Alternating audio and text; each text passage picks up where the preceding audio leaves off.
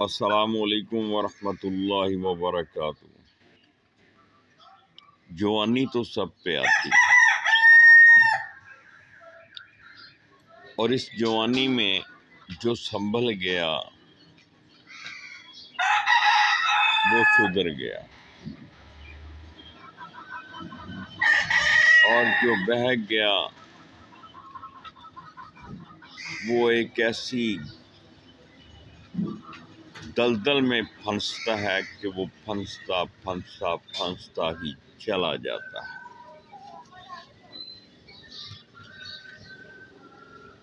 بطور doctor, homeopathic doctor, میرے پاس بہت سے نوجوانوں کے کیس آتے ہیں جنہوں نے اپنی زندگی میں، اپنی اوائل عمری میں اس طرح کی حرکات کی ہوئی ہوتی ہیں جس کو ہاتھ رسی کہتے ہیں، اور اس کے علاوہ بھی اپنی بہت سی غلطیوں کا اعتراف کرتے ہیں، اور ان کی صحت چونکہ برباد ہو چکی ہوتی ہے، اور وہ جب شادی کرنا چاہتے ہیں تو وہ خود کو اپنی حقوق زوجیدگی ادا کرنے کے قابل نہیں پاتے، تو پھر ڈاکٹرز اور حکیموں وغیرہ کی طرف رجوع کرتے ہیں، اور بعض لوگ جو ہیں وہ انگلش دواؤں کا یا نشے کا سہارا لیتے ہیں۔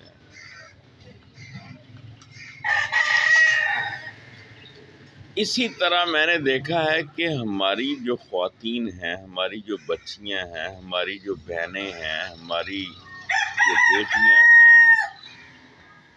ان میں بھی یہ بیماری بہت حد تک بڑھ چکی ہے ہمارے میڈیا کی وجہ سے۔ ہماری میڈیا میں جو بے حیائی دکھائی جاتی ہے، جس بے حیائی کی طرف ہمارا معاشرہ گامزن ہے، رواں دواں ہے، اس نے ہماری نسل نو کو تباہ و برباد کر کے رکھ دیا ہے، اور آنے والی نسلوں کا تو اللہ ہی حافظ ہے۔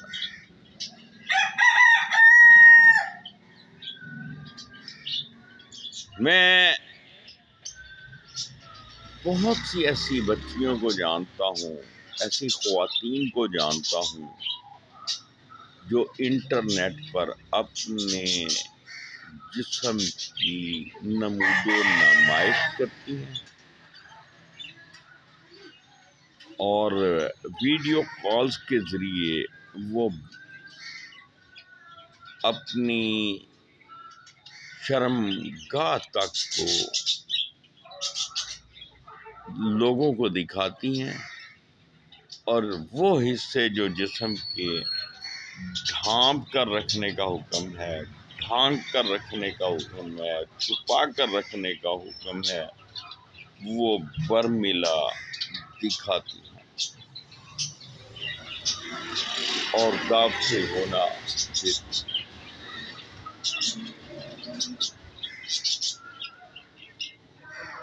یہ میں سنی سنائی بات نہیں کر رہا، اس وقت بھی میرے ساتھ 5-6 خواتین کا رابطہ ہے، اور جو تڑپتی ہیں، ترستی ہیں، اور چاہتی ہیں کہ کسی نہ کسی طریقے سے ان کو سکون ملے، اور وہ شاید انتہائی غلطی پر ہیں، اپنے ہی خون کا مزہ لینا ہوتا ہے، اور وہ نامفت کا۔ بھلا ایسے بھی کبھی سکون ملا ہے؟ البتہ یہ بات صحیح ہے کہ حرام جو ہوتا ہے نا، اس کو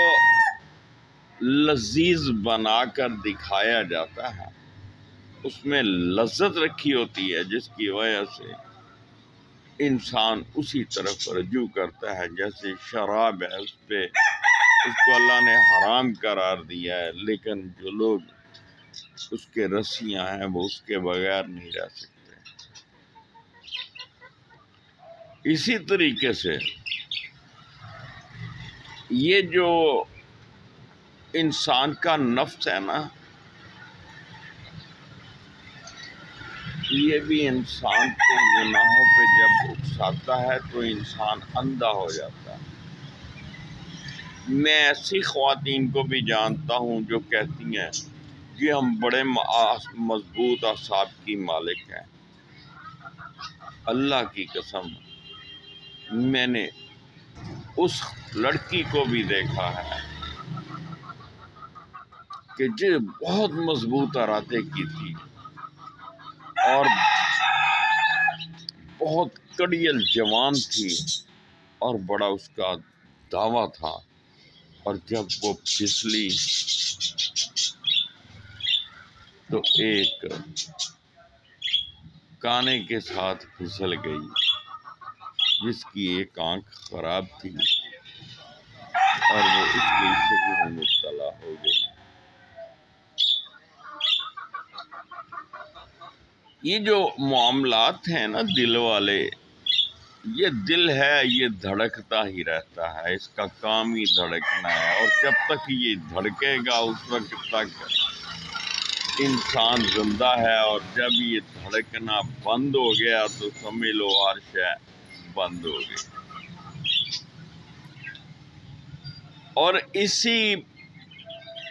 کی جذبات اور خیالات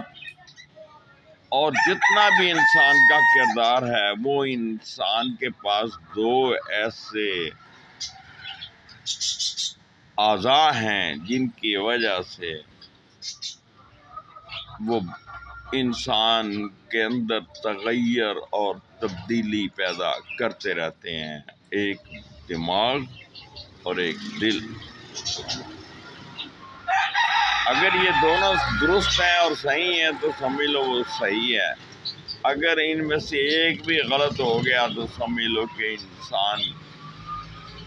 غلط ہو گیا۔ اور یہ سب سے پہلا جو سٹیپ ہوتا ہے وہ انسان کی اپنی سوچ ہوتی ہے، انسان کے اپنے خیالات ہوتے ہیں، اور انسان کی سوچ اور خیالات ایک بیج کی حیثیت رکھتے ہیں، ایک بیج کی مانند ہوتے ہیں، جس کو بو دیا جائے تو پھر جو بوئیں گے وہی فصل کٹے گی، وہی فصل ہمیں ملے گی۔